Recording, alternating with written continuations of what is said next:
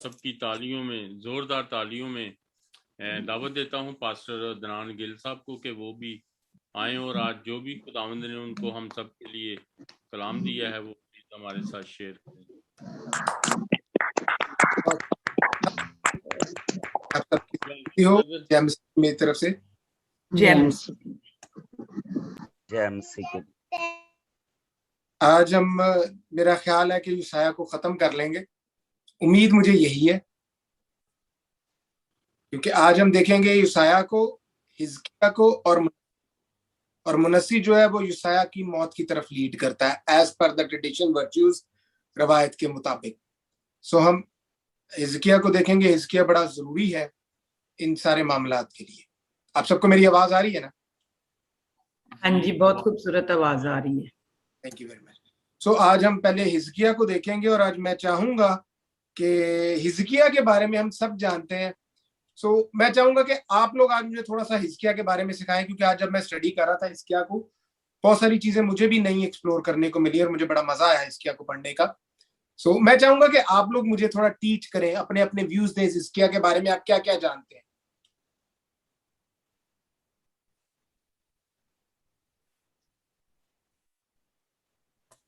हिजकिया को कोई नहीं जानता? हिजकिया को तो जानते हैं। हिजकिया बादशाह था क्या? वो उसकी जब यसाया उसके पास गया तब से? हाँ, पहले अच्छा कुछ भी हाँ, हिजकिया बादशाह था जी। और वो खुदावंद के हुक्मों को मानता था, खुदा उससे खुश था। तो एक फिर क्या हुआ कि वो बीमार पड़ गया, उसके जिस्म पे वो फोड़े और जो निकल आए। तो खुदा ने यसाया को उसके पास भेजा कि जा तो उसको जाके कह कि ये तेरी मौत के दिन जो है, ये बीमारी तेरी मौत के लिए है, तो तू अपने घर का इंतजाम कर ले। तो देन यसाया उसके पास गया। तो जब यसाया ने जाके बताया, आफ्टर दैट जब यसाया चला गया तो हिजकिया ने दुआ की खुदावन के आगे रो रो के कि खुदावन तू मुझ पर रहम कर, मैं तो तेरा डर और खौफ मानता हूँ। और फिर खुदा ने उससे 15 साल की उम्र दी यसाया को। खुदा ने कहा कि वापस जा और उसको जाके बता।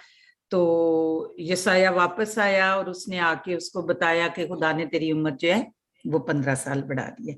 लेकिन जो 15 साल उम्र उसकी बढ़ गई थी, उसमें जो सारों से बड़ी उसने मिस्टेक की थी, जब वो उसके पास कौन आया था, शाह फारस कुछ ऐसा ही है, जो अपने वो उसका पता करने के लिए आए थे। और सारा तो उसने वो सारा कुछ एक्सप्लोर करके उनको दिखा दिया था। तो वो खुदा को नामंजूर था, जो खुदा की नजर में वो बुराई थी, तो खुदा को वो बुरा लगा था। तो तब खुदा ने ये कहा था कि जो ये सारी कौम है इसराइल की, ये उसकी गुलामी में जाएगी, बाबल की में, क्योंकि ये जो हिजकिया का गुनाह है ये बहुत बड़ा है। और उसके बाद जब उसके बेटे की हुकूमत आई तो उसमें फिर ये सारा कुछ जो था ये गुलामी में चले गए। Okay, that's wonderful sister Catherine. आपने बहुत ज्यादा, बल्कि कंप्लीटली जो अमूमन नॉलेज में होता है वो बिल्कुल बताया सही। इसके अलावा कोई कुछ ऐड करना चाहेगा? कोई और कुछ जानता हो हिजकिया के बारे में? इसके बड़ा इंपॉर्टेंट कैरेक्टर है इसका कलाम तमाम नबियों से ज्यादा रूहानी था। हाँ, नो डाउट कि वो खुदा से इतना प्यार करते थे कि आगे चल के देखेंगे कि प्यार की इंतहा क्या है। ये कलाम शख्सी खुदा से मुतल्लिक था। गुड। इसमें सॉरी बिशप साहब बोलिएगा। इसने तरीक तरीन दानों में कलाम किया, लोगों से इसे या इसके कलाम को नहीं समझते थे। लोग इसे या इसके कलाम को नहीं समझते थे। राइट। इसलिए उसने एक नया तरीका इख्तियार किया, तमसीलों में कलाम करने की बजाय उसने अमली तौर पर पेश किया। गुड। तो मैं तो यही बता सकता हूँ आपको। इसके अलावा कोई? बाबल की असीरी के दौरान हिजकियल एक नबी था? यानी वो हिजकियल था, हम हिजकिया की बात कर रहे हैं। ये हिजकिया बादशाह की बात है, हिजकियल की नहीं है।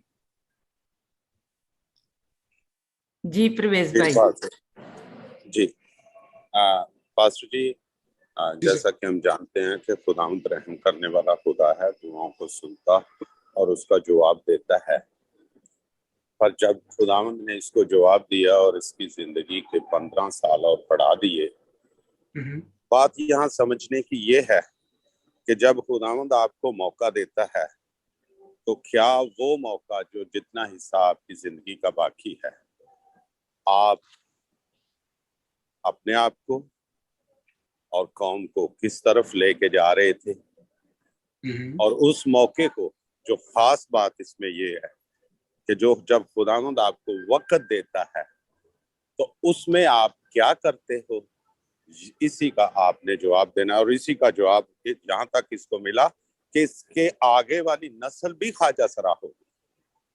बिल्कुल ठीक है, वो भी तफसीलन देखेंगे सर हम।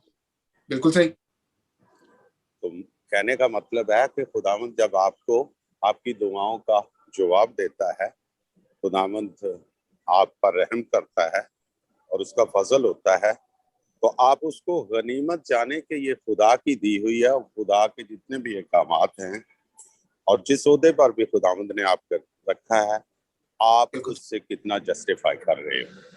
परफेक्ट सर, बिल्कुल थीम निकलता है सर इसमें। वंडरफुल। इसके अलावा कोई और? That was good contribution sir.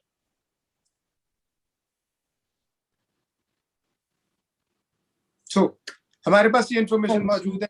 Was a king, बादशाह था, 13वां बादशाह था इसराइल का, और के बाप का नाम आखज था। और आखज जो था वो खुदा से इंतहाई दूर था, इस हद तक दूर था कि खुदा ने इसराइल के हाथों भी यहूदा को सजा दी। 1,20,000 सूरमा एक दिन में मारे गए थे यहूदा के, इसराइल के हाथों, और बाकी सारे असीर करके ले गए थे और इसराइल में। लेकिन फिर एक नबी था वहां पर इसराइल में, अवध करके नाम था, अवध करके नाम है उसका, प्रोनाउंसिएशन में माइट भी मैं गलत हो सकता हूँ। बार क्या, उसने जो है खुदा के रूह ने उसको गाइड किया, उसने बताया कि ऐसा मत करो, ये तुम्हारे भाई हैं। ऑलरेडी बहुत ज्यादा खुदा नाराज है इसराइलियों से भी और यहूदा से भी। सो खुदा ने उन लोगों को वापस भिजवा दिया, उन लोगों के थ्रू, कुछ लोगों के थ्रू। दूसरा तवारीख 28 बाब में ये सारा वाक्य हमें मिलता है, plus the name of the prophet as well. 28 बाब कंप्लीट इस बात को दिखाता है। यानी आखज फिर भी बाज नहीं आया और वो बुत परस्ती में मजीद आगे बढ़ता गया। आखज ने भी अपने बेटे जो है वो आग में चलवाए थे। तब नॉइंट किया जाता था इसको, जो आग में चलाए जाते थे बच्चे या शहजादों को चलवाया जाता था, तो उनको मसा किया जाता था। सैलमेंडर एक छिपकली है, उसका नाम सैलमेंडर है, वो आग में बच जाती है। उसके अंदर ये कैपेबिलिटी है कि वो आग में बच जाती है। और पुराने ट्रेडिशन में लोग ये सोचते थे कि भाई ये आग से रेजिस्ट करती है, तो ये बड़ी बड़ी पाकतरीन चीज है उनके लिए, देवी देवताओं की पूजा के लिए। तो उसके खून से नॉइंट किया जाता था, सैलमेंडर की खून से। उसको सैलमेंडर छिपकली कहते हैं, छिपकली की तरह होती है, 2-3 रंग होते हैं उसमें, ब्लैक और आग की तरह का भी रंग होता है, गोल्डन टाइप भी उसके अंदर होता है। वो स्क्रीशन करती रहती है, उसकी बॉडी पे ना एक स्क्रीशन रहती है, गीलापन रहता है, जिसकी वजह से वो अक्सर आग में से बचकर निकल सकती है आराम से। सो उसका खून लेके तो लगा के नॉइंट करके फिर आग में चलवाया जाता था। यानी आखिर इन कामों में बहुत आगे था, खुदा उससे इंतहाई नाराज थे। यहाँ तक कि जब वो मरा है तो उसको बादशाहों के साथ नहीं दफन किया गया, उसको अलहदा ही यरूशलेम में दफन किया गया, क्योंकि उसके गुनाह इस हद तक ज्यादा थे। हिजकिया जो था, उसकी माँ का नाम इबिया था, और इबिया जो थी उसने हिजकिया को बचा के रखा हुआ था, और वो वाहिद बच्चा था जो आग में नहीं चला था। उसको इस तरह की कुर्बानी के लिए पेश नहीं किया गया था, और खुदा ने उसको चूज किया। और वो उसने भी बड़ी दिलजमई के साथ जो है वो खुदा की खिदमत की है। उसने खिदमत किस तरह से की है कि आखज ने हैकल के दरवाजे बंद करवा दिए थे।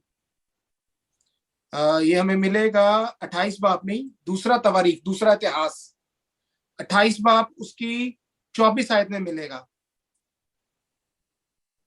लिखा है, और आखज ने खुदा के घर के बर्तनों को जमा किया और खुदा के घर के बर्तनों को टुकड़े टुकड़े किया और खुदावंद के घर के दरवाजों को बंद किया और अपने यरूशलेम के हर कोने में मस्बा बनाए।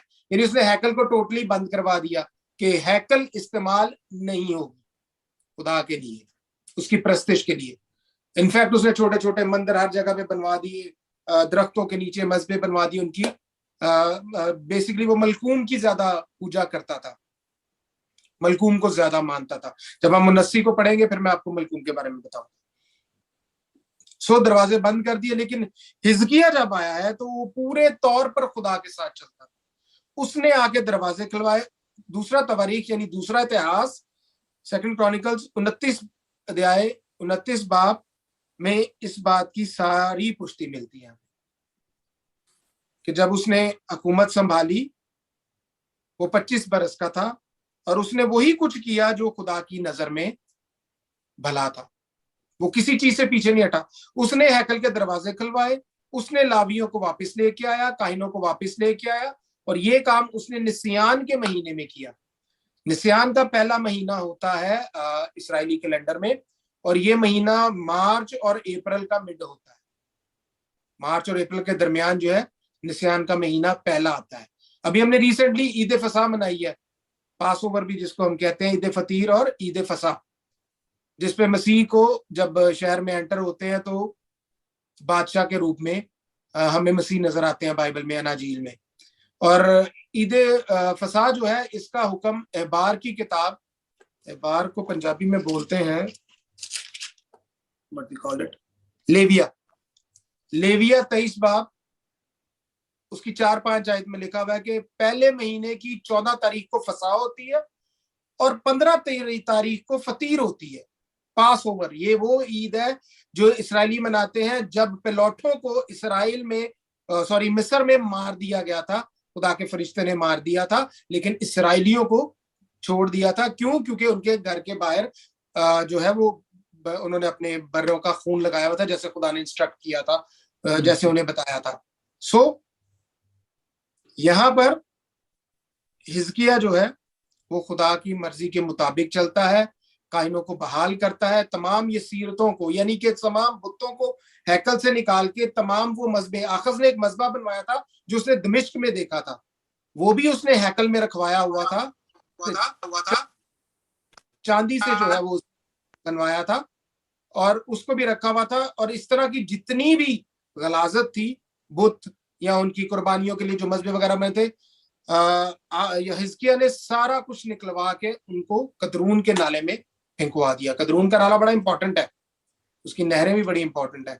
वो जब आप दानियल में जाएंगे तो आपको दानियल में उनकी बड़ी इंपॉर्टेंस मिलती है, ज़बूर में भी उसका जिक्र है। उसने वही काम किया जो खुदा की नजर में भला था। अब ईद थी पहले महीने की 14 तारीख को, लेकिन सफाई का काम जो चलता रहा वो पहली तारीख से लेके पहले महीने की 16 तारीख तक चलता रहा। और खुदा को इतना पसंद आया कि खुदा ने खुद हुक्मन कहा हुआ है कि ईद कौन से महीने की कौन सी तारीख को होनी चाहिए? निस्यान, पहला महीना, जैसे हमारा जनवरी है, निस्यान मार्च अप्रैल में, मार्च अप्रैल के दरमियान ये आता है, पहला महीना इनका होता है। Mid of March and mid of April एक महीना इनका निस्यान का होता है। सो बाइबल के मुताबिक एबार की किताब उसके 23 बाब में 4-5 आयत में बाकायदा लिखा हुआ है कि पहले महीने की 14 तारीख को ईद फसा, 15 तारीख को ईद फतीर होनी चाहिए। मगर यहां पर पहली तारीख से लेकर निस्यान की 16 तारीख तक जो है वो तो सफाई का काम चल रहा है। अब ईद तो 14 को गुजर गई, 15 को भी गुजर गई और खुदा का हुक्म टूट गया। लेकिन मजे की बात यह है कि खुदा को हिजकिया का ये अमल इतना पसंद आया कि उन्होंने, काहिनों ने मिलकर आपस में डिसाइड किया कि हम अगले महीने की 14 तारीख को फसा मनाएंगे और 15 तारीख को फतीर मनाएंगे, यानी दूसरे महीने। बड़ा स्ट्रेंज लगता है, लेकिन खुदा ने इस बात की मंजूरी दे दी। खुदा हिजकिया के साथ थे और खुदा ने उनको ये मंजूरी दी कि आप ईद फसा जो है वो मना सकते हैं। दूसरा तवारीख 30 बाब 12 आयत में लिखा है, और यहूदा पर भी खुदावंद का हाथ था कि उनको यकदिल बना दो ताकि वो खुदावंद के कलाम के बादशाह और सरदारों के हुक्म पर अमल करें। सो बादशाह ने हुक्म किया सरदारों के साथ मिलके, काहिनों के साथ मिलके कि ईद जो है अगले महीने की मनाएंगे, तो वो उन्होंने मनाई। इफ्राहिम और मनस्सी के और जबूलून के कबीला ने जो है, उन्होंने, उनके शहरों ने थोड़ा सा रेजिस्ट किया कि उन्होंने उनकी हंसी उड़ाई, लेकिन फिर भी बहुत सारे लोग उनमें से यरूशलेम में आए, हैकल में आए ईद फतीर मनाने के लिए, ईद फसा मनाने के लिए। और हिजकिय्याह ने जो काम किया सबसे पहला वो ये किया कि उसने भेड़, बकरियां, बैल सब कुछ दिए इसराइल की, पूरे इसराइल की, सिर्फ यहूदा नहीं, पूरे इसराइल की कुर्बानियां, खता की कुर्बानियां देने के लिए, शुक्रगुजारी करने के लिए। सो खुदा को उसकी ये बातें बहुत पसंद आई और खुदा ने उसकी दुआ भी सुनी। खुदा ने उसको इस हद तक जो है फेवर दी कि उसने दुआ की, क्योंकि ईद मनाने के लिए आपको काहिनों को पाक साफ होना लाजिम है। ये दस्तूर है हैकल में काहिनों का कि वो पाक साफ रहते हैं, वो अपने घरों में भी अपनी बीवियों के पास नहीं जाते हैं। That means they have to clean themselves, खुदा के लिए अपने आप को तैयार करना है। लेकिन हिजकिय्याह ने दुआ की कि खुदाया अगर काहिन या लोग पाक होकर ना तेरे पास आए तो उनके गुनाह को मुआफ कर देना। हमें दूसरा तवारीख 30 बाब 19 आयत में ये बात मिलती है और खुदा माफ कर देते हैं, खुदा उसकी ये दुआ भी कबूल कर लेते हैं। सो हिजकिय्याह खुदा को अजीज हो गया कि उसने जो मांगा खुदा ने उसको दिया। अब हिजकिय्याह का और खुदा का ताल्लुक बढ़ता जा रहा है, हमें ये नजर आ रहा है कि उसका ताल्लुक खुदा के साथ और बढ़ता जा रहा है। 30 बाब 27 आयत में दूसरा तवारीख में लिखा हुआ है, दूसरा तवारीख इसलिए कह रहा हूं कि यहाँ पे तफसीलन लिखा हुआ है। यूसाया में भी ये सारी चीजें लिखी हुई हैं, लेकिन इतनी तफसील से नहीं लिखी हुई जो कि दूसरे इतिहास में लिखी हुई है, दूसरी तवारीख में लिखी गई हुई है। अब हिजकिय्याह की जिंदगी क्यों इंपॉर्टेंट है यूसाया में? क्योंकि हमें नजर आती है एक ना उम्मीदी यूसाया की किताब के शुरू से, और अगर हम यूसाया के दौर में ही रहें तो हिजकिय्याह के दौर में भी ना उम्मीदी हो गई। अब वो कैसे?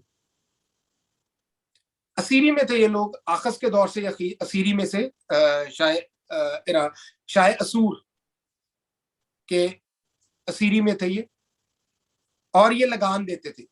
लेकिन आखज ने जब हिजकिय्याह आया तो हिजकिय्याह ने कुछ, जब ये सारे मामला ठीक हो गए और उसने कुर्बानियां करवाई और लोगों को खुदा की तरफ वापस लेके आया, सारे मजबा वगैरह ढा दिए, काफी सारे ढा दिए, कुछ रिमेनिंग रहने दिए जो नहीं ढाए गए, लेकिन मैक्सिमम इसने गलाजत जो है वो खत्म करने की कोशिश की और हुई भी, और खुदा को ये बात उसके हक में बहुत अच्छी लगी। इसने लगान देने से इनकार कर दिया, लगान ट्रिब्यूट देने से इनकार कर दिया कि मैं पैसा नहीं दूंगा, मैं सोना चांदी नहीं दूंगा। शाह असूर ने फिर इस पर हमला किया। दूसरा सलातीन 18 बाब 13 से 37 आयत में उस हमले की पूरी तफसील लिखी हुई है। यूसाया की किताब में वो पूरी तफसील नहीं लिखी हुई, इसकी तफसील आपको दूसरी सलातीन में मिलती है, दूसरा राजा 18 अध्याय 13 से 37 में।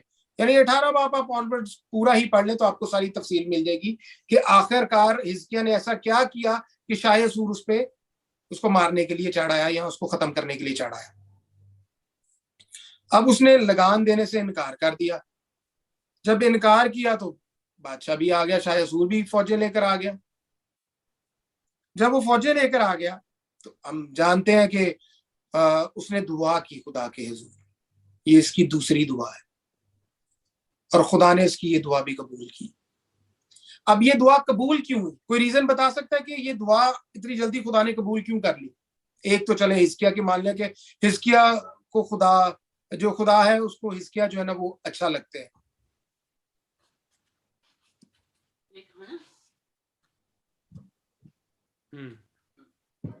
कोई आइडिया? ब्रदर यशाया 38 से देख रहे हैं ना हिजकिय्याह बारे।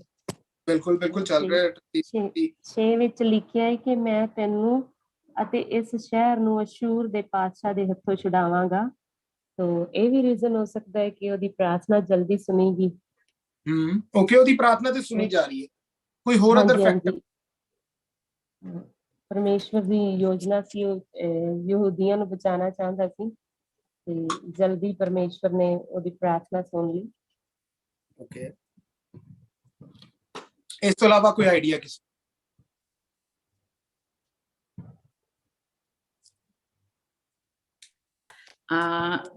ऐसा तो नहीं है।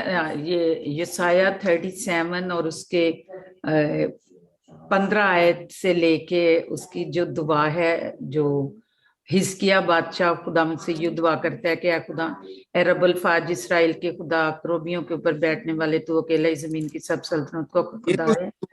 बिल्कुल सही, ये दुआ है, इस पे हम चलते हैं। लेकिन अभी मेरा क्वेश्चन ये है। अच्छा, सॉरी, फिर उसका मुझे क्लू नहीं है। नहीं, it's okay, problem. Anyone else? कोई और रीजन भी इसके अलावा? उसकी दुआ बहुत इंपॉर्टेंट है, नो डाउट। यहोशुआ के बाद अगर बेस्ट दुआ है तो उसने की हुई है।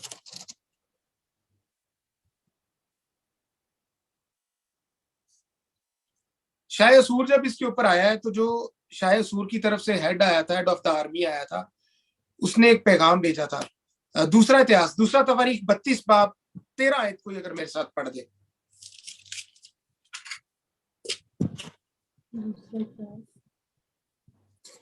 13 सेकंड क्रॉनिकल्स दूसरा तवारीख 32 बाब 13 आयत।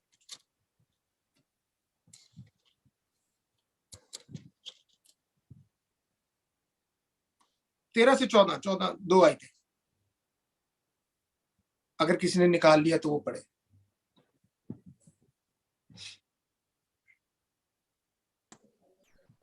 You said 13 और 14 चैप्टर 32, राइट? एग्जैक्टली।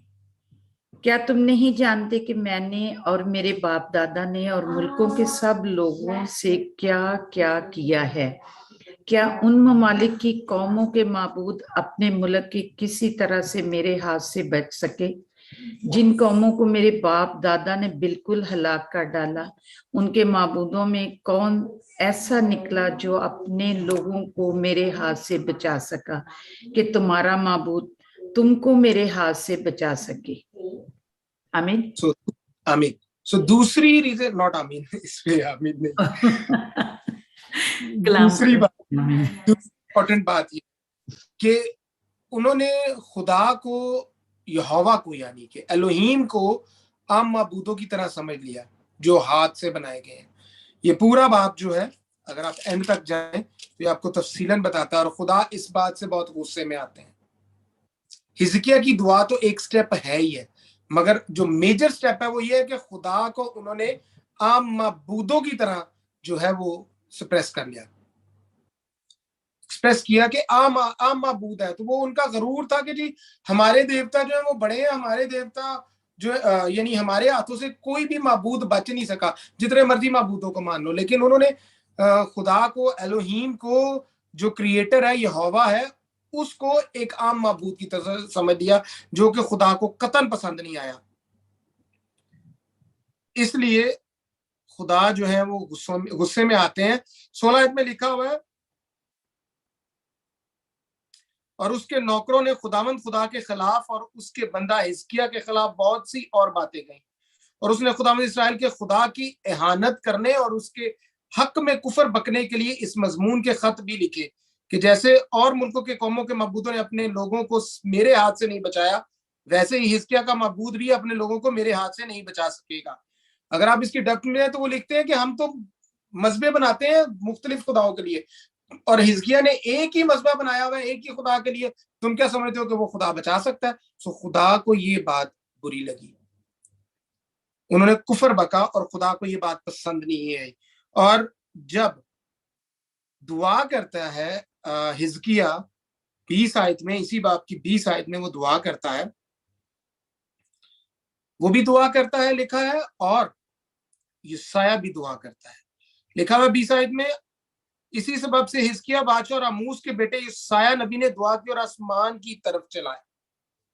तफसीलन दुआ जो है वो बाकायदा लिखी हुई है इसके अंदर, यशायाह की, यशायाह 37 बाब 15 से 20 आयत में भी ये दुआ लिखी हुई है, और यशायाह ने और हिजकिया ने मिलके दुआ की। और खुदा ने उनकी दुआ सुनी। और दुआ का जवाब क्या आया?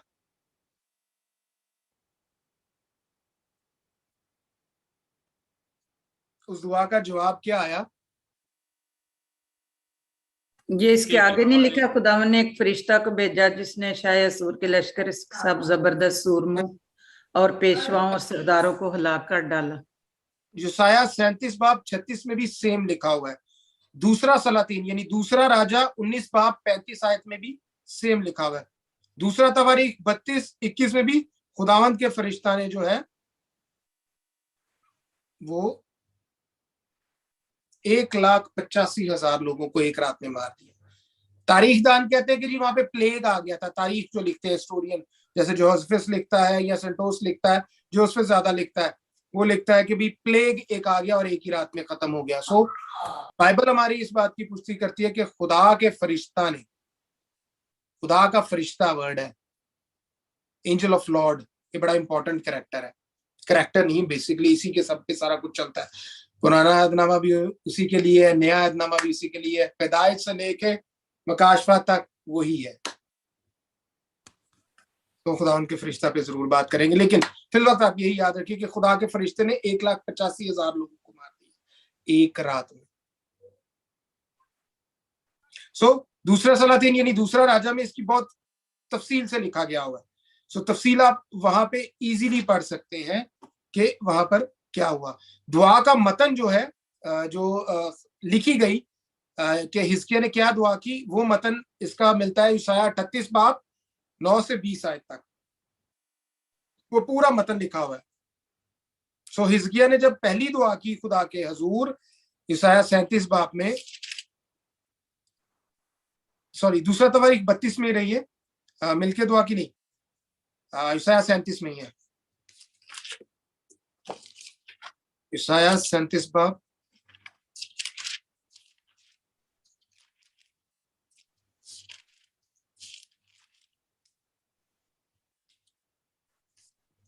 ये दूसरी दुआ जो यशायाह 37:15 में है, 38, सॉरी मैं आपको भाला गलत दे गया। उसका मतन जो लिखा हुआ है 38 बाब में, 38 बाब की 9 आयत से लेकर और टुवर्ड्स 20 तक है। ये उसका तो मतन लिखा हुआ है, आप जरूर उसे पढ़ लीजिएगा कि उसने जो दुआ की थी, ये दुआ उसने तब की थी जब वो बीमार था। इसको नोट डाउन कर लीजिए आप। अपनी बीमारी से शिफा या बीमारी दुआ की थी, और ये दुआ में बहुत सारी चीजें हैं जो मेंशन नहीं की गई हुई है, लेकिन सलातीन वगैरह में या क्रॉनिकल्स में हमें मिलता है ये सारा कुछ। ओके।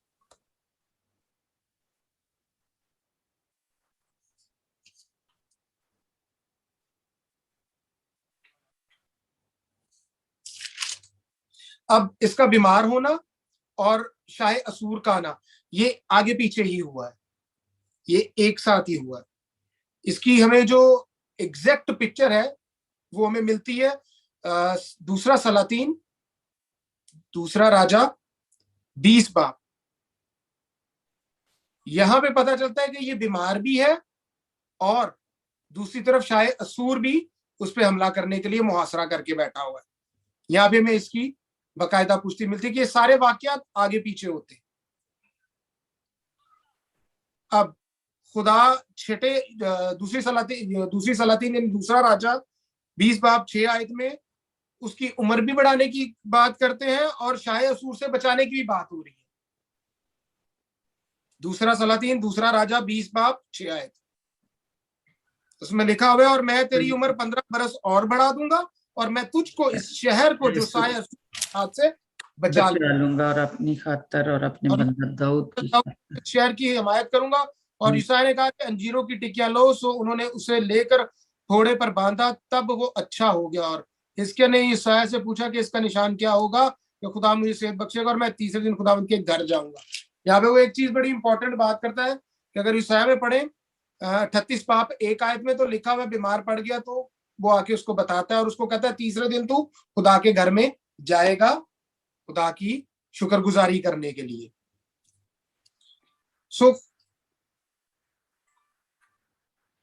हिजकिया ने, एक्सक्यूज मी, हिजकिया बीमार हो गया, यसाया ने आके से कहा कि तू वो जो पत्ते हैं उसके अंजीर की टिकिया बना ले और बांध, वो ठीक हो गया। तो क्या वो ठीक हो गया था? जो आगे ये 12 बाब में फिर से लिखा कि उस वक्त शायद बाबल जो है उसके तवाइफ वगैरह भेजता है, तो फिर हिजकिया उसको सब कुछ दिखा देता है। क्या शायद असूर हमला करने से पहले ये सारी चीजें भेज रहे? इसके बारे में जो है हमें दूसरी सलातीन में मिलता है कि बीमार भी ये उसी वक्त भी हुआ और उसके बाद शिफा पाई, तो शायद असूर भी उस वक्त इसको घेरे में लेके बैठा हुआ था। दूसरी सलातीन इस बात को अयां करती है, यसाया में वो एक समरी लिखता है, लेकिन दूसरे सलातीन में वो उसको ब्रीफली बताता है। नहीं, ये दूसरे सलातीन की 20 बाब और उसकी 12 आयत से अगर आप पढ़ो तो 20 बाब आयत में लिखा हुआ है जी, और मैं तेरी उम्र 15 बरस बढ़ा दूंगा और मैं तुझको और इस शहर को शायद असूर के हाथ से बचा लूंगा। सो दैट मीन्स के दोनों इंसिडेंट्स जो है वो एक साथ ही रूनुमा हो रहे हैं, आगे पीछे ये साथ साथ है। अब मैं आपको आगे तफसीलन बताता हूँ, थोड़ा सा कंफ्यूजन है आपके लिए। पहली बात, शाह असूर ने घेरा हुआ है इस वक्त। दूसरी बात, ये बीमार हो गया और बीमारी के वक्त खुदा ने कहा कि तू अपना बंदोबस्त कर ले, यू विल बी पैरिश, तू खत्म हो जाएगा, तेरी कोई नस्ल नहीं होगी। हिजकिया तब मैरिड नहीं था, हिजकिया की शादी नहीं हुई थी, इसकी कोई औलाद नहीं थी।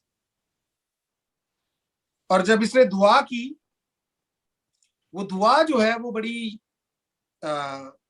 स्ट्रेंज है, क्योंकि जो दुआ इसने की उस दुआ में इसने अपनी बढ़ोतरी की है, अपने आप को पेश किया।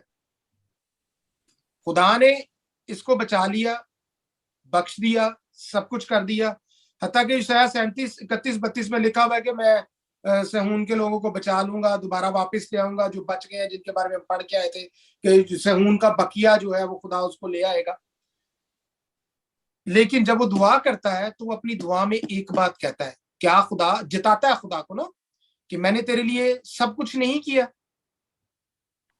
अगर उसकी दुआ यशायाह की किताब में देखें 37 बाब में, जब यशायाह उसको पैगाम दे के जाता है, बाय द वे यहूदी जो है वो अपनी तफसीरों में जो लिखते हैं, वो लिखते हैं कि यशायाह जो है वो हिजकिया के पास जाने से नहीं जाना चाह रहा था और हिजकिया यशायाह को बुलाना नहीं चाह रहा था।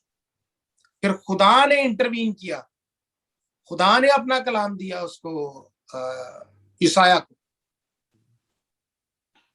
अब हुआ क्या कि इसने खुदा से दुआ की और दुआ में कहा, अगर हम यशायाह 38 बाब और 3 आयत को देखें तो लिखा हुआ है,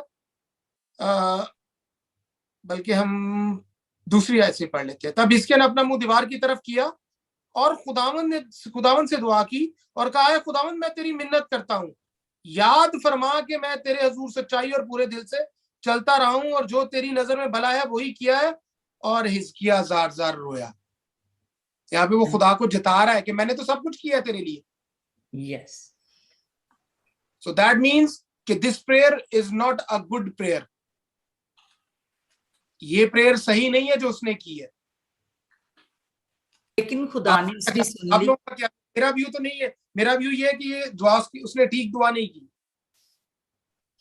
तो मैं भी आपके साथ ही एग्री करती हूँ। अगर ये दुआ ठीक होती तो बाद में जितने उसने वो बुरे काम किए और जिसकी वजह से वो सारे उसमें गए असीरी में, वो ना जाते।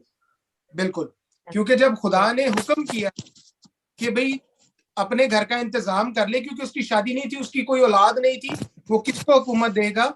सो खुदा ने कहा कि तू अपने घर का इंतजाम कर ले, उसको उस पे आमीन करना चाहिए था, रादर देन उसने खुदा को जताया कि मैंने तो तेरे लिए ये कुछ किया।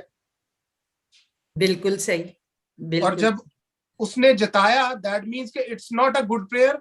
और यहूदियत में भी जो तफसीर में लिखा जाता है वो भी यही लिखते हैं कि ये दुआ दुरुस्त नहीं थी। हम इबादत के शुरू में बात कर रहे थे सिस्टर कैथरीन के साथ, तो वो भी यही कह रही थी कि अगर हम खुदा की मर्जी के खिलाफ कोई काम करते तो उसके बाद हम प्रॉब्लम्स ही देखते हैं, उसमें बरकत नहीं होती। खैर, आगे जो हुआ वो मुनस्सी के बारे में जब हम जानेंगे, मुनस्सी भी it's a very important character, मगर हिजकिया ने जो दुआ की वो गलत थी, लेकिन खुदा ने उसकी दुआ सुनी। इसने निशान मांगा, जब आखिर को यशायाह ने निशान देने के लिए कहा तो उसने निशान नहीं लिया। हिजकिया ने निशान मांगा मुंह से कि मुझे निशान दे, खुदा ने कहा तेरा साया 10 हाथ आगे को बढ़ जाएगा, 10 हाथ पीछे बढ़ जाएगा। खुदा ने उसको निशान भी दिया। So as per my view, मैं भी इस बात पे एग्री करता हूं कि उसने दुआ दुरुस्त नहीं की थी। खुदा ने फिर भी उसको शिफा बख्श दी। शाह असूर से छुड़ाने का जो मेन फोकस था, मेन पॉइंट था, वो यही था कि शाह असूर ने खुदा की इहानत की थी, कुफर बख्शा था, और खुदा अपने नाम की गैरत रखता है। सो खुदा ने इसराइल यहूदियों को वहां से यहूदा को बचा लिया उससे, और ऐसे जबरदस्त मौजे से बचाया कि आसपास की जितनी भी कौमें थी वो सब के सब ट्रिब्यूट किसको देने लग पड़े? हिजकिया को। एक रात में बदल गया सब कुछ। लेकिन एक बात बड़ी इंपॉर्टेंट है यहाँ पे, वो ये कि हिजकिया ने जब वो ठीक हुआ है तो उसको लेटर आया उसकी तरफ से, शाह असूर की तरफ से। जब उसने लेटर पढ़ा तो उसने अपना पहरन फाड़ दिया, उसने अपने कपड़े फाड़ दिए, और खुदा के घर में हैकल में जाके घुटने टेक कर खुदा के हुजूर मिन्नत की, और लोगों को भिजवाया कि यशायाह के पास जाओ, उससे पूछो कि तेरे खुदा की इहानत हुई है, क्या करना है। दोनों ने मिलके दुआ की। उधर से हिजकिया दुआ कर रहा है, सब कायन मिलके खुदा से दुआ कर रहे हैं, उधर से यशायाह भी दुआ कर रहा है। अब होना तो ये चाहिए था कि जैसे ही सारा कुछ खत्म हो गया तो यशायाह को क्रेडिट लेना चाहिए था कि जी मैं नबी हूं, मैंने खुदा से कहा और खुदा ने सब कुछ ठीक कर दिया। क्या ऐसा होना चाहिए था, या ऐसा होना चाहिए था कि खुदा के नाम को जलाल हो कि खुदा ने किया? मेरे ख्याल में खुदा के नाम को जलाल हो, क्योंकि खुदा ही करता है। चाहे कोई नबी आ जाए, चाहे कोई रसूल आ जाए, और चाहे खुदा का कोई भी ममसू हो, क्रेडिट जो है सारा वो खुदावंद को जाता है। एग्जैक्टली, खुदा के नाम को ही जाना चाहिए। लेकिन बड़े अफसोस की बात है, मैं माजरत के साथ ये बात करूंगा कि आजकल हम कलीसियाओं में देखते हैं लोगों की पुलपट पे खड़े हुए गवाहियां भी सुनते हैं। मैंने पादरी साहब को कहा, भाई साहब ने दुआ की और मेरा ये मसला हल हो गया। अब इस सारे सेंटेंसेस में जलाल किसको मिल रहा है? पादरी साहब को। ये बड़ी कॉमन सी बात हो गई है। अगर आप थोड़ा सा ऑब्जर्व करें, जितने भी बड़े क्रूसेड होते हैं आप उनमें देखें, अच्छा वो लोग भी गवाहियां दिलवाने के लिए ज्यादा इसलिए करते हो, कहते जी खुदा के नाम को जलाल मिले, मैं पादरी साहब ने दुआ की थी ते मेरा वीजा लग गया, क्या ही बात है जी। सो इन दैट थिंग मैं खुद पर्सनली समझता हूं कि खुदा के नाम को जलाल नहीं है, और लोग ऐसा करना पसंद करते हैं जो कि नहीं होना चाहिए, स्पेशली खुदा के खातिर। So the point is that कि Hezekiah was leading the country, वो कंट्री को लीड कर रहा था, वो बादशाह था, जो उसने स्टेप लेने थे वही बाकियों ने भी लेने थे। जब वो खुदा की तरफ रजू आया, पूरी कौम खुदा की तरफ रजू ले आई। उन्होंने कुर्बानियां की। दूसरे महीने की 14 तारीख को उन्होंने ईद फसा, ईद फतीर की और कुर्बानियां की, जो दस्तूर के मुताबिक था। लोगों ने इतना ला कर दिया, 10वां हिस्सा लिखा हुआ है दूसरे सलातीन में, 30 से ऑनवर्ड्स आप जाएंगे तो आपको वहां पे मिलेगा, चैप्टर 30 से, दूसरा तवारीख, दूसरा इतिहास 30 अध्याय से आगे चलते जाएंगे, आपको पता चलेगा कि इतना लोगों ने दाएं किया, इतना लोगों ने ऑफरिंग्स दी कि उनके पास रखने के लिए जगह नहीं थी। और हिजकिय्याह ने फिर हुक्म किया कि और कोठड़ियां बनाई जाए ताकि इसको सेव किया जा सके। इस हद तक, यानी बादशाह अगर सही है, हेड ऑफ द फैमिली अगर सही है, तो बाकी सब भी ठीक है। अगर हेड ऑफ द फैमिली नहीं ठीक है तो कोई भी नहीं ठीक है। सो हिजकिय्याह ने क्या किया? अब शाह असूर से भी आजादी मिल गई है। खुदा के फरिश्ते ने 1,85,000 लोग एक रात में मार दिए। 1,85,000 कहना बहुत बड़ी तादाद है। और शाह असूर वापस भाग गया, और खुदा ने उसको सजा ये दी कि वो अपने ही बेटों के हाथों कत्ल हुआ मंदिर में पूजा के दौरान। सो क्या हुआ? इर्द गिर्द की सारी कौमें डरना शुरू होगी, मोआबी भी, अमालेकी भी, फलस्तीनी भी, सब उसको लाके नजरे हदिये देने लग पड़े। उसके पास ढेर सारा खजाना हो गया। अब जैसे सिस्टर कैथरीन ने बताया कि बाबली भी उसको विजिट करने आए तोहफे तहाइफ लेके। जब बाबली आए तो उसने उनको सब कुछ दिखाया। जब उसने सब कुछ दिखाया, खुदा को गुस्सा नहीं आया इस बार। जो मेन गुस्सा आया, खुदा को जो बात बहुत बुरी लगी, वो ये थी कि वो उनको हैकल में ले गया, उनको अहद का संदूक दिखाया, उनको वो लोहे दिखाई जो उसमें पड़ी। खुदा को ये बात बुरी लगी थी। और खुदा को जब ये बात बुरी लगी, फिर खुदा ने उसको कहा कि जो कुछ भी तूने दिखाया वो सब बाबुल में जाएगा, और तेरे बच्चे, तेरे बेटे जो होंगे वो ख्वाजा सरा होंगे बाबलियों के महलों में। और हिजकिया ने बकायदा कोशिश की, दिल में ठान लिया कि मैं मुनस्सी को मार दूंगा। उसको बकायदा बताया गया कि ये तेरे लिए पेशन गोई है, क्योंकि मुनस्सी जब बड़ा हो रहा था, मुनस्सी 12 बरस का था जब उसने हुकूमत संभाली थी, और हिजकिया ने यशायाह को बुलाकर, उसके बेटे को बुलाकर कहा था कि तुम अहद करो कि तुम मेरे बेटे के साथ भी वैसे ही चलोगे जैसे मेरे साथ चलते थे। मगर उस वक्त खुदा के रूह ने उसके बेटे में, ये मैं आपको बाइबल में नहीं लिखा हुआ, मैं आपको मिशना की बात बता रहा हूं, जो कि बकायदा इनकी अब तफसीर है, जिसमें ये हिस्ट्री लिखते हैं यहूदी, ये उसकी बात बता रहा हूं मैं आपको। बकायदा उसमें लिखा हुआ है कि उसने, खुदा का रूह उस यशायाह के बेटे पे आ रहा, उसने कहा कि तेरा बेटा खुदा की राह पर नहीं चलेगा और ये बहुतों को मारने के लिए आगे बढ़ेगा। यशायाह के दौर में मीका भी था, यशायाह के दौर में 2-3 नबी और भी थे, और वो सब के सब मुनस्सी से छुपकर चले गए थे। और जो कुछ उस वक्त यशायाह के बेटे ने पेशन गोई की थी उसके मुताबिक हुआ। हिजकिय्याह ने कोशिश की कि मैं अपने बेटे को मार दूं, लेकिन फिर यशायाह को खुदा ने हुक्म दिया, यशायाह ने बोला कि तू अपने बेटे को हाथ भी नहीं लगाएगा। इस वजह से हिजकिय्याह जो है वो अपने टाइम पे पूरा 15 साल पूरे करके चला गया, और 12 साल की उम्र में मुनस्सी जो है वो बादशाह। सो हिजकिय्याह की दुआ जो है वो फ्रूटफुल नहीं हुई। हम भी जब इसी तरह करते हैं कि जब हम खुदा की मर्जी के अगेंस्ट जाते हैं, जिन चीजों में खुदा की मर्जी नहीं, हम जबरदस्ती लेना चाहते हैं, मिल जाती है, मगर उनके साथ खुशी नहीं होती है, गम ही होता है, और ये बहुत बड़ा अलमिया है। सो अब तक अगर किसी का कोई क्वेश्चन हो हिजकिय्याह के ताल्लुक से, आई होप कि मैं कुछ नई चीजें आपको हिजकिय्याह के बारे में डेफिनेटली बता पाया हूंगा। हाँ जी, हाँ जी, काफी चीजें मुझे आज तक यही था कि उसने वो हैकल की सारी चीजें दिखाई, लेकिन मेरी समझ में अब ये है कि उसने हैकल के अंदर जो अहद का संदूक था उसको भी खोल के उसने दिखाया, जिसकी पनिश फिर उसको मिली। बिल्कुल। और दूसरा, ये जो मुनस्सी आप कह रहे हैं, ये दाऊद का जो वालिद था वो था हिजकिय्याह का बेटा? वो तो नहीं था। नहीं, दाऊद का वालिद यसी था, ये मुनस्सी। सॉरी, याद देखे यहाँ पे मुझे कंफ्यूजन हो रही थी बार बार। नहीं, अच्छा हुआ, थैंक यू, वेलकम। तो जो है मुनस्सी, सॉरी इट्स ओके। हिजकिय्याह जो मुनस्सी जो था, उसके बारे में वो तो आखिर से भी 2 हाथ आगे था, बल्कि 2 भी नहीं 10 हाथ आगे हो जब हम मुनस्सी के बारे में पढ़ते हैं। सो आई थिंक सो मुनस्सी को मैं कवर नहीं कर पाऊंगा, क्योंकि 850 मेरे पास हो गए। सो अगर अब तक दूसरा इतिहास 32 अध्याय ਉਹਦਾ 33 वचन, दूसरा तवरी, ਉਹਦੇ ਵਿੱਚ ਲਿਖਿਆ ਉਹਦੇ ਪੁੱਤਰ ਬਾਰੇ, ਮਨਸ਼ੀ ਬਾਰੇ, ਔਰ 33 ਵਿੱਚ ਉਹ 12 ਸਾਲ ਦੀ ਉਮਰ ਵਿੱਚ ਰਾਜ ਕਰਨ ਲੱਗਦਾ।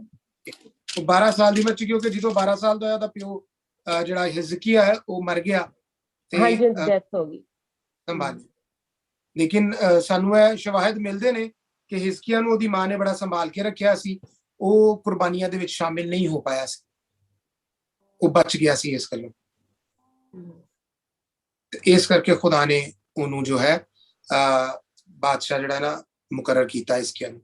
सो हिजकिय्याह he had done a wrong prayer, ਉਹਨੇ ਉਹ ਪ੍ਰੇਅਰ ਜੋ ਹੈ ਕਰੈਕਟ ਨਹੀਂ ਸੀ, ਉਹਨੇ ਉਹ ਪ੍ਰੇਅਰ ਕੀਤੀ ਜਿਹਦੀ ਵਜ੍ਹਾ ਨਾਲ ਉਹਦਾ ਖਮਿਆਜ਼ਾ ਨਾ ਸਿਰਫ ਪੂਰੀ ਯਹੂਦੀ ਕੌਮ ਨੂੰ, ਬਲਕਿ ਉਹਦੀ ਆਪਣੀ ਜਨਰੇਸ਼ਨ ਨੂੰ ਵੀ ਭੁਗਤਣਾ ਪਿਆ ਬਾਬਲ ਦੀ ਅਸੀਰੀ ਦੇ ਵਿੱਚ ਆਣ ਕੇ। सो बाबल वाज द रीजन कि बाबल ने ही हैकल ਨੂੰ ਤਬਾਹ ਕੀਤਾ ਸੀ, ਟੋਟਲੀ ਮਸਮਾਰ ਕਰ ਦਿੱਤਾ ਸੀ, ਜਲਾ ਕੇ ਤੇ ਤਬਾਹ ਕਰ ਦਿੱਤਾ ਸੀ totally. So any question regarding this today Hezekiah के बारे में? मेरे पास तो नहीं है, थैंक यू। आज बहुत ही तफसील में सीखने को मिला है और अच्छा, आज का सेशन मेरे लिए बहुत अच्छा रहा है। Thank you so much. ये तो खुदा के रूह की Thank you, सारी, brother. इंसान का इसमें हाथ नहीं होता। फिर वेलकम। बस मेरे लिए दुआ करें कि खुदा मुझे बढ़ने की तौफीक दे। बाकी लास्ट टाइम का एक क्वेश्चन जो रह गया था कि यहूदी हॉलोकॉस्ट तक क्यों रहे असीरी में और फिरते घूमते फिरते रहे।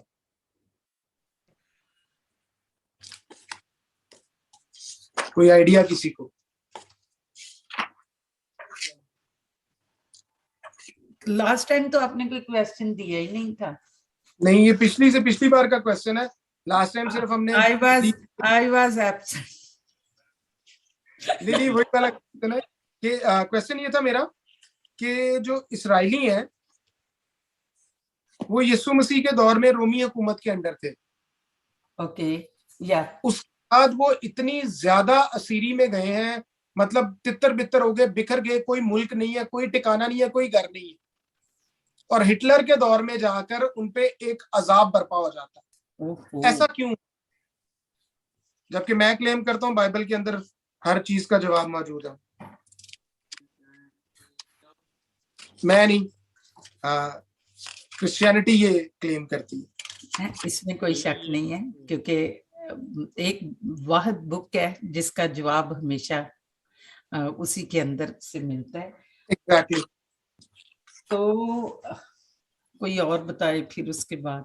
कोई और आइडिया देते, नो प्रॉब्लम। कोई भी आइडिया जो भी आपके माइंड में है, डजंट मैटर। क्या ऐसा तो पहले भी वो गलत तो करते आए, ऑलवेज उन्होंने बगावत की है। इतना खुदावन ने उनके लिए किया है, बाप ने या हव्वा ने, लेकिन वो ऑलवेज एक गलत ट्रैक पे चलते रहे हैं। उनको ऑलवेज वो देवी देवता और वो सब कुछ जो था वो ही भला लगता था, और वो उनकी पूजा करते थे, वैसे ही आग में से भी गुजारते थे और सब करते थे। तो फिर मतलब मेरी समझ गलत भी हो सकती है। No problem, it's okay, fine. तो जब उन्होंने यीशु मसीह को, पर नहीं, यहाँ गलत हो जाएगा क्योंकि यीशु मसीह ने उनको माफ कर दिया था। ऐसा करते हैं कि नेक्स्ट ये रख लेते हैं क्वेश्चन, तो फिर इसको स्टडी करके थोड़े पार्टिसिपेंट भी ज्यादा हो जाएंगे हम। No problem, no problem. एक चीज मैं आपको और बताता हूँ जो मैं भूल गया, कि हिजकिया का जो दूसरा गुनाह था वो उसका घमंड था, जो इसराइलियों का हमेशा से रहा है। और वो दूसरा तवारीख 32 बाब 25 आयत में लिखा कि हिजकिया के दिल में घमंड समा गया। किस चीज का? पैसे का। लोग उसको ट्रिब्यूट देना चाहते थे। 1,85,000 एक रात। वो सारी कौमों, जो नियरेस्ट सारी कौमें थी, बाबुल उनके करीब था, यानी दमिश्क उनके करीब था, सीरिया उनके करीब था, मिस्र उनके करीब था, फलस्तीन उनके करीब था, मोआबी उनके करीब थे, अमालिकी उनके करीब थे, कैनानाइट्स जितने भी थे वो सब करीब थे। अगर कैनानाइट्स के टेबल में जितनी भी आ जाती हैं कौमें, सो उसके दिल में घमंड समा गया था। बाइबल बकायदा इस बात के बारे में लिखती है। दूसरा तवारीख, दूसरा इतिहास 32 बाब 25 आयत में लिखा हुआ। सो ये उसका सेकंड गुनाह था जो उसने गलती की और खुदा ने उसको सजा दी बकायदा। लेकिन उसको एक चीज की बख्शिश दे दी, क्योंकि उसने माफी मांगी, तो खुदा ने कहा कि तेरे दौर में नहीं, तेरे बेटे के दौर में ये सब कुछ होगा। सो उसके बेटे के दौर में ही ये सब कुछ हुआ। जी सर, इसके अलावा अगर कोई क्वेश्चन है सो आई एम देयर, और अगर इसका आंसर चाहिए तो 1 मिनट में आंसर मैं दे सकता हूँ। प्लीज आप दे दें, क्योंकि काफी देर से ये क्वेश्चन लटक रहा है, 3 हफ्ते गुजर गए। बेसिकली खुदा ने जो पैदाइश में बरकत दी थी इब्राहिम को, छठी बरकत ये थी कि जो तुझ पर लानत करेगा मैं उस पर लानत करूंगा, जो तुझ को बरकत देगा मैं उसे बरकत दूंगा। इमसाल की किताब में लिखा है कि बेवजह लानत जो है वो गोरिया की तरह है, आवारा गोरिया की तरह है। लानत एक सबब के साथ दी जा सकती है, और लानत लोग करते हैं बाकायदा। इसको कह लें कि डिमोनिक वे है लानत देने का। आप अगर अफ्रीका में अगर स्टडी करें डिमोनोलॉजी को, तो वहां पे बड़ी यूनिक डिमोनोलॉजी मिलती है आपको कर्स करने की। किसी को आप घर बैठे किसी को कर्स करेंगे, वो जहां बैठा होगा वो लानत उस पर आ जाएगी। और कर्स एक ऐसी चीज है जो नस्ल दर नस्ल चलता है, और समटाइम्स ऐसा होता है कि हमारे आबाजात के अकाउंट का गुनाह, उसकी सजा अगली नस्लों पे चलती है। इस वजह से खुदा ने ये बरकत दी थी इब्राहिम को कि जो तुझ पर लानत करेगा मैं उस पर लानत करूंगा, ताकि ये कौम सेफ हो सके, अबलीसी हमला इस पर नहीं हो सके। लेकिन इसराइलियों ने क्या किया? इसराइलियों का लफ्ज इसलिए यूज करूंगा कि तब सारे कबीले एक साथ थे। ये वाकया है जब यीशु को मसलूब किया गया तब का, मत्ती की अंजील उसका 27 बाब 24 से 25 आयत में, अगर कोई पढ़ दे जल्दी से।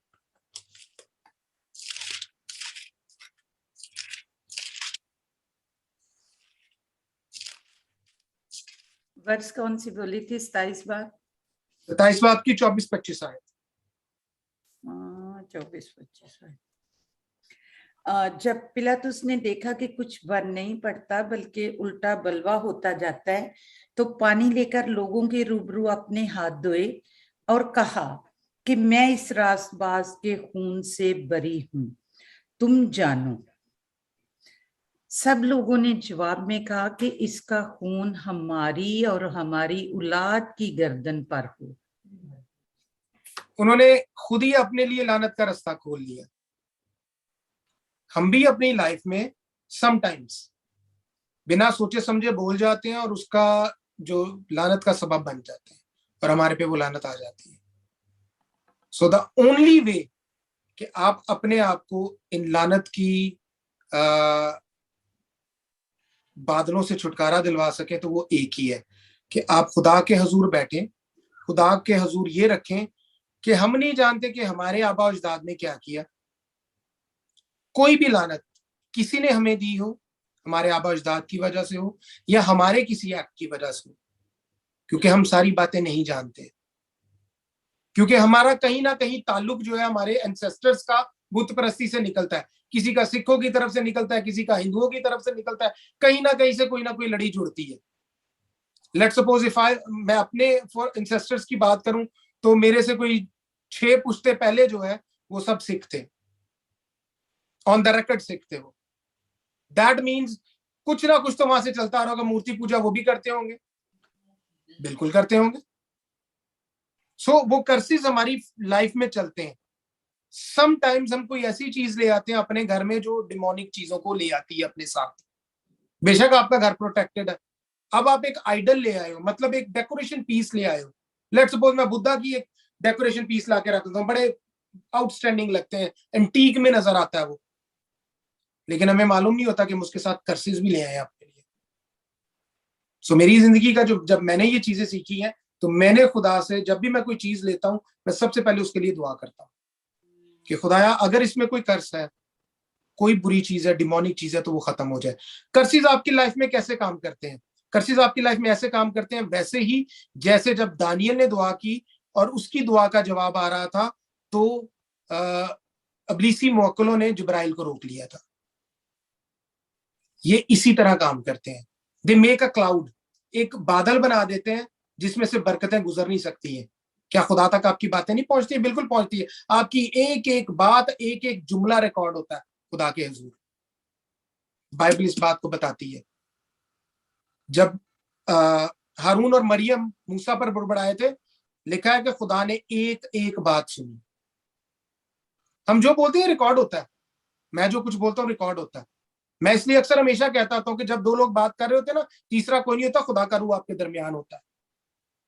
हम लोग इसको बड़ा लाइट लेते हैं। सो दैट्स व्हाई उन्होंने अपने ऊपर लानत ले ली अपने मुंह से। अब वहां पर तो खुदा प्रोटेक्ट नहीं कर सकते हैं कि जब खुदा ने ऑलरेडी प्रोटेक्ट किया हुआ है, तो अपने मुंह से ही क्या कह रहे हैं? इसका खून हमारा और हमारी औलाद की गर्दन पे, जबकि यीशु का कोई कसूर भी नहीं था। यीशु तो खुद कहते हैं, कौन है जो मुझ में गुनाह साबित करेगा? सो वो कर्ज चलता आया ऑनवर्ड्स, और ये तितर बितर है। 70 की दिहाई में, यानी 70 AD में, यीशु के बाद हैकल को टोटली बर्बाद कर दिया रोमन्स ने, क्योंकि 66 में एक मूवमेंट का स्टार्ट हुआ यहूदियों ने की रोमियो से निजात हासिल करने के लिए। ऑलमोस्ट वो सक्सीड थे, बिल्कुल करीब थे, मगर रोमियो ने ऐसी चाल चली कि सब कुछ जला दिया और सब लोग जो वो तितर बितर हो गए। सो आखिरी जो सजा थी वो हिटलर ने पूरी की इन पर, लेकिन खुदा हमेशा इनको बख्श देते हैं क्योंकि पलौटा है खुदा का।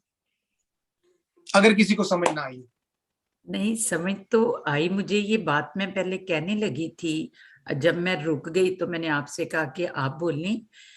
तो वहां पे खुद जब इन्होंने ये बात की और स्लीप दी और यीशु पे लान तान की, तो लेकिन यीशु ने तो ये कहा कि ऐ बाप इनको माफ कर, ये जानते ही नहीं है कि ये क्या करते हैं।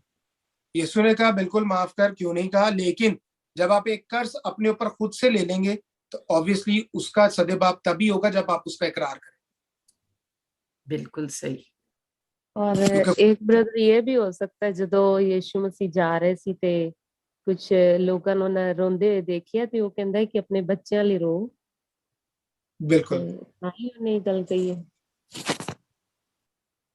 सो सही हो गया, बिल्कुल बिल्कुल सही, हाँ बिल्कुल सही।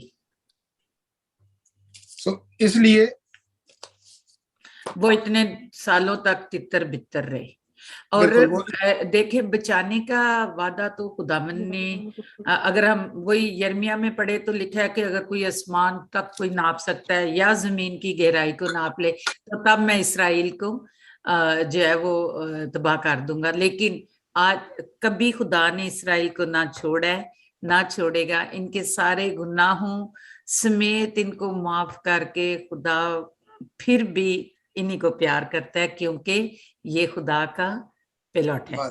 बिल्कुल। यिर्मयाह में इसकी बड़ी प्यारी तफसील लिखी हुई है, अगर आप यिर्मयाह को थॉरली पढ़ रहे हैं तो उसमें इसकी डिटेल लिखी हुई है कि ऐसा क्यों है।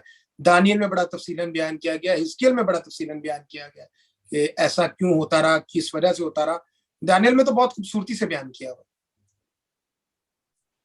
बट समझने की थोड़ी सी जरूरत होती है और वो खुदा का रूह समझा सकता है। बिल्कुल सही, बिल्कुल सही आप कह रहे हैं। Thank you so much. आज बहुत अच्छा सेशन रहा, थोड़े लोग लेकिन जितना कम से कम मेरे लिए मैं ये कहूंगी कि और फिर सेकंड बात ये है कि इन सारी बातों का कहीं ना कहीं आपको पहले से अगर आप बाइबल स्टडी करते हैं, मैसेजेस सुनते हैं तो पता होता है, लेकिन जब ऐसे फेस टू फेस बैठ के बात करते हैं, किसी चीज में रफाकत करते हैं तो उससे आप ज्यादा सीखते हैं और फिर आपकी याददाश्त में बहुत ज्यादा जो है ना वो इजाफा हो जाता है। So thank you. वेलकम। मेरी पर्सनल गवाही कि बहुत सारी चीजें मैं बाद में जब सुनता हूँ तो मैं कहता हूँ यार ये तो मैंने नोट ही नहीं की थी, ये मैंने कैसे बोल दी है। तो वो मैं समझता हूँ कि ये खुदा की मेहरबानी है, खुदावंद का फजल है। खुदा के रूह आपको सिखाते हैं, जब कोई भी हो, मैं नहीं, जाहिद बकर कोई भी है, वो अगर खुदा के रूह से गाइडेंस मांगता है तो खुदा के रूह से गाइड जरूर करते हैं, बताते हैं, समझाते हैं। और इसका एक्सपीरियंस मेरे ख्याल से आप सबको है, जितने भी खादमीन है उनको है, बहन वीना को तो बहुत ज्यादा है।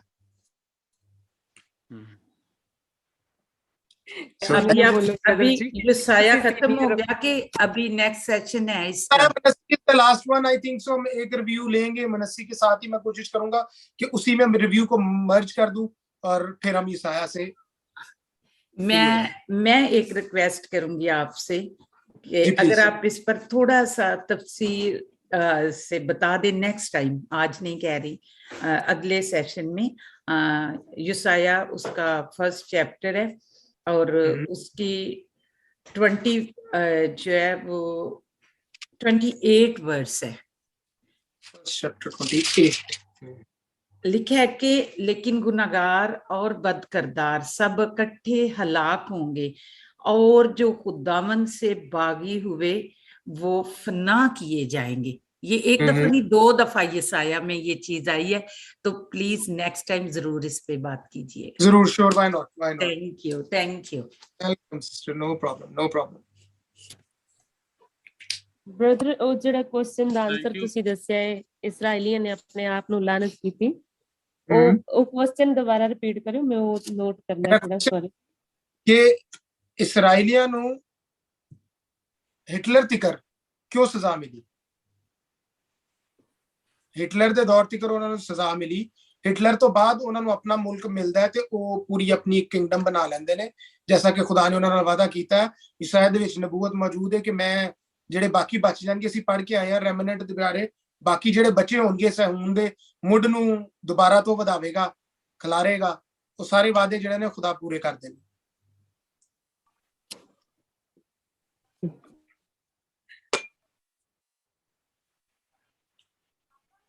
आमीन आमीन। Thank you very much. खुदा बरकत दे सबको। हालेलुया जी, praise the lord. Thank you pastor दनान, खुदावंद Thank you. आपको बरकत दे। आपने बड़ी प्यारी स्टडी करवाई है और हम उम्मीद करते हैं कि आइंदा भी आप इसी तरह हमें सिखाते रहेंगे। हाजिर। खुदावंद आपको बरकत दे।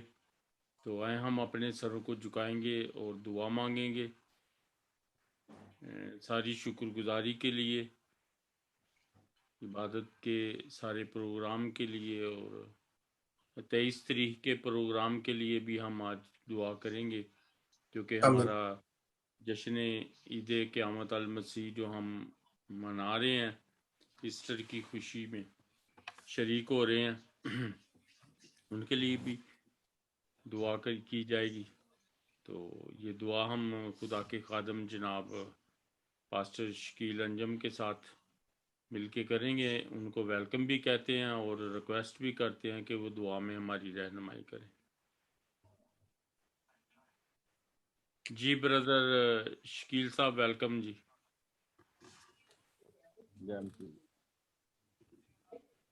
आइए हम दुआ करें। दुआओं के सुनने वाले मेहरबान रहीम बाप और कलाम को देने वाले आसमानी पिता जी, तो जो कलमे को भेजता है और कलाम को नाज़िल करता है और सबको यकजा करता है, ताकि तेरा कलाम मोतबर ठहरे। तेरे खादम के लिए जिसने तेरे कलाम को पेश किया, उन्हें यह मुनासिब जाना नेकी की कि वो तेरा कलाम तेरे लोगों तक पहुंचा सके, और हम पर तूने तरस और रहम किया कि खुदावंद हम कलाम पाक को सुन सके और उस पर अमल कर सके। ऐ खुदा के रूह, हम तेरे शुक्रगुजार हैं कि तू अपने लोगों की रहनुमाई करता है। और आज के सारे ईमानदारों के लिए, मुकद्दसों के लिए मैं तेरी शुक्रगुजारी करता हूँ। ऐ खुदावंद पाक खुदा, जिस कदर तू अजीम और सर बुलंद है, उस कदर ही हम खाकसार और नकम्मे हैं। ऐ खुदावंद पाक खुदा, ये तेरी मेहरबानी है कि बेवजूदों को तू कायम रखता है। ये तेरी ज़ात इलाही है जिसके वसीला से तूने हमें कायम कर रखा है। ऐ खुदावंद पाक खुदा, तेरे कलाम के वसीला से हमारी जिंदगियां हैं और तेरे कलाम में हमारी खुदावंद जिंदगानी है। ऐ खुदावंद, तेरा कलाम ही हमारी जिंदगी है। यह हवा पाक खुदा, हम तेरे कदूस बेटे यीशु मसीह के नाम से तेरे शुक्रगुजार हैं। ऐ खुदावंद पाक खुदा, जूम मीटिंग के तमाम मेंबरान और खुदावंद खासतौर पर बिशप साहब के लिए और खुदावंद उनकी अहलिया के लिए तेरी शुक्रगुजारी करता हूँ। और मैं अपने लिए भी तेरी शुक्रगुजारी करता हूँ कि तूने आसाज वक्त में भी आने का वक्त बख्शा, ताकि मैं तेरे लोगों से मिल सकूँ और तेरे कलाम की बातों को सुन सकूँ।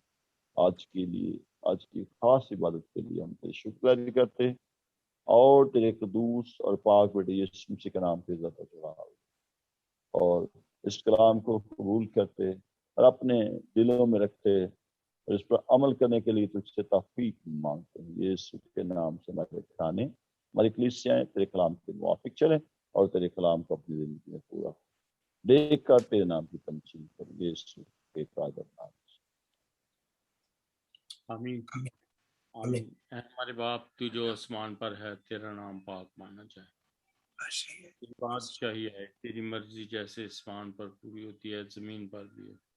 हमारे रोज की रोटी आज हमें बख्श दे, जिस तरह हम अपने कर्जदारों को माफ करते, तू भी हमारे कर्ज हमें माफ कर। हमें आजमाइश में ना ला, बल्कि बुराई से बचा, क्योंकि बादशाही, कुदरत, जलाल हमेशा तेरे हैं। आमीन। अब हमारे खुदावंद यीशु मसीह का फजल, खुदा बाप की मोहब्बत, पाक रूह की रफाकत और शराकत दुनिया के कुल ईमानदारों के साथ, खुदा के खादमों के साथ,